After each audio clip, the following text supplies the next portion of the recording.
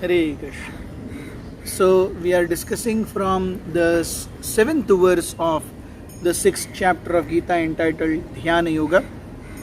कल हमने देखा किस प्रकार से भगवान ने बताया कि अगर एक व्यक्ति अपने मन को कंट्रोल कर लेता है तो वो मन उसका सबसे बड़ा मित्र है, और अगर वो मन कंट्रोल्ड नहीं है तो व्यक्ति को अपने मन को अपना सबसे बड़ा शत्रु समझना चाहिए. मन के ऊपर काबू पाना, इंद्रियों के ऊपर काबू पाना, ये योग का सबसे मूलभूत तत्व है. इसी चीज को आज और ज्यादा एम्फसाइज करते हुए भगवान कहते हैं, जितात्मनः प्रशान्तस्य परमात्मा समाहितः शीतोष्ण सुख दुःखेषु तथा मानापमानयोः. For one who has conquered the mind, the super soul is already reached. For he has attained tranquility. To such a man, happiness and distress, heat and cold, honor and dishonor are all the same. तो हम देखते हैं मन और इंद्रियों का निग्रह. तो अध्याय 2 में भगवान ने इंद्रिय निग्रह और मनो निग्रह इन दोनों के बारे में बताया. अध्याय 3 में इंद्रिय निग्रह के बारे में बताया. अध्याय 4 में मन निग्रह के बारे में बताया. अध्याय 3 और 4 का समन्वय अध्याय 5 के रूप में दिया. और अभी अध्याय 6 में फिर से मन के कंट्रोल के बारे में. To what extent? Krishna says जित आत्मनः प्रशान्तस्य परमात्मा समाहितः. अगर किसी व्यक्ति ने अपने मन को काबू कर लिया है, उसने परमात्मा को प्राप्त कर लिया है. भगवान कहते हैं, if someone has controlled his or her mind, he has already achieved परमात्मा. So much weight is assigned to the process of controlling mind, क्योंकि योग का आधार ही है मन और इंद्रियों का निग्रह. मैथ्स में हमने फॉर्मूला पढ़ा है, या इक्वेशंस होते हैं a plus b is equal to c. Yes. Oh no. So what is A? A is control of senses. B is control of mind. A plus B is equal to C. What is C? Paramatma. So A plus B is equal to C. So control of senses, control of mind plus control of mind, परमात्मा आराम से प्राप्त किए जा सकते हैं. लेकिन इसके लिए हमें साधना की जरूरत है. भौतिक रूप से इंद्रियों का निग्रह करना फिर भी ठीक है, मन का निग्रह करना अत्यंत कठिन है. ये हम आगे इसी अध्याय में देखेंगे. भगवान से अर्जुन कहते हैं, भगवान मैं बहती हुई हवा को रोक सकता हूं, लेकिन मैं अपने मन को काबू नहीं कर सकता. अर्जुन कहते हैं मन के ऊपर विजय प्राप्त करना अत्यंत कठिन है. इसीलिए भगवान कहते हैं जितात्मनः प्रशान्तस्य. कौन व्यक्ति है जिसने सही में अपने मन को जीत लिया है? न इंद्रिय भोग करते हुए जो सुखी है वो प्रशांत है. ये इंद्रिय भोग भौतिक इंद्रियों का हो सकता है, सूक्ष्म इंद्रियों का हो सकता है, अहंकार का हो सकता है, या फिर बुद्धि का भोग हो सकता है. It could be sensual pleasure, mental pleasure, intellectual pleasure, egoistic pleasure. इन सारे प्लेजर से ऊपर, ये सारे प्लेजर्स न लेते हुए भी जो शांत है वो सही में उसने अपने मन को कंट्रोल किया है. हमारा मन एक बंदर की तरह है. आपने देखा होगा बंदर कभी भी शांत नहीं बैठता. वो इस डाली से उस डाली, उस डाली से उस डाली, जो उसको नहीं करने कहा जाएगा वही वो करेगा. ऐसे ही हमारा मन है. ऐसे एक बार एक कथा आती है, एक व्यक्ति गुरु मंत्र मांगने के लिए एक साधु के पास गए, और साधु ने कहा 1 हफ्ते के बाद आओ. बोले आज क्यों नहीं दे रहे?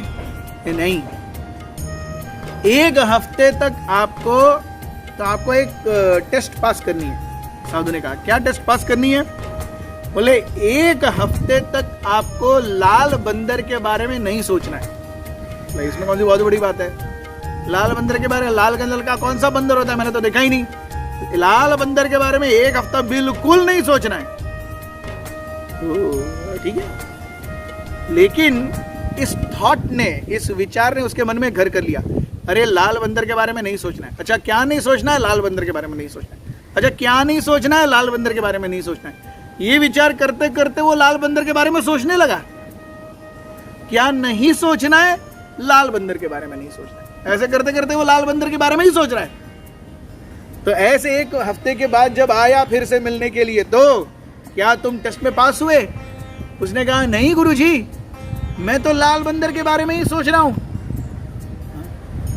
तो गुरुजी ने कहा देखो, इसीलिए मन के ऊपर नियंत्रण करना ये अत्यंत महत्वपूर्ण है।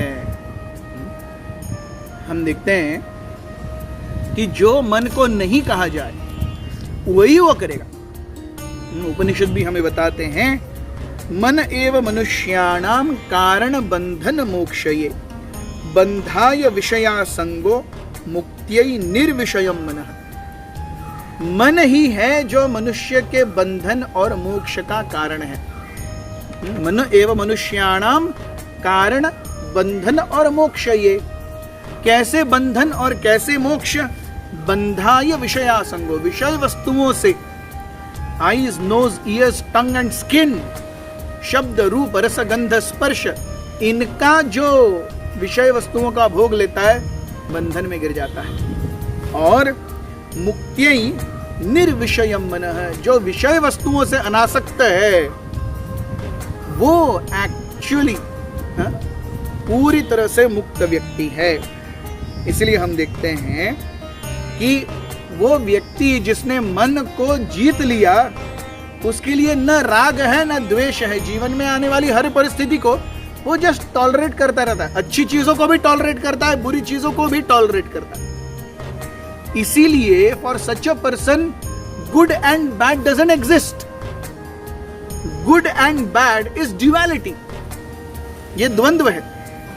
जिसने मन को जीत लिया वो द्वंद्व से ऊपर आ गया। उसके लिए कुछ भी अच्छा नहीं है, कुछ भी बुरा नहीं है। कर्मों के फल के अनुसार अपनी अपनी चीजें आती रहनी है बस।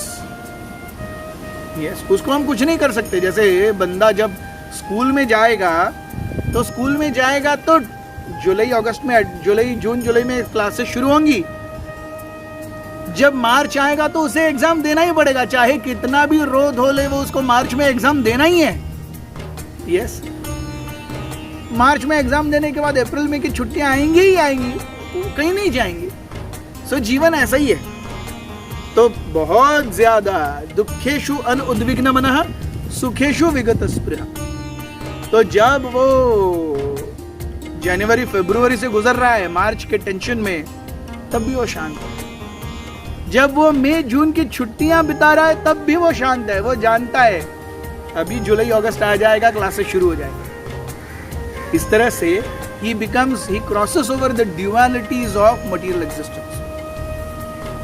यही एक्चुअली समाधि अवस्था है। जो योग या समाधि अवस्था हमें यहां पर भगवान ने बताई, वो यही है, जीवन के द्वंद्वों से ऊपर उठना। कब? जब मन शांत होगा। मन कब शांत होगा? जब विषय असंग होगा, तब मन शांत होगा। इसीलिए विषय असंग इज इक्वल टू ए, मन प्रशांत is equal to B, A plus B is equal to परमात्मा सी। बहुत बहुत धन्यवाद। हरे कृष्ण।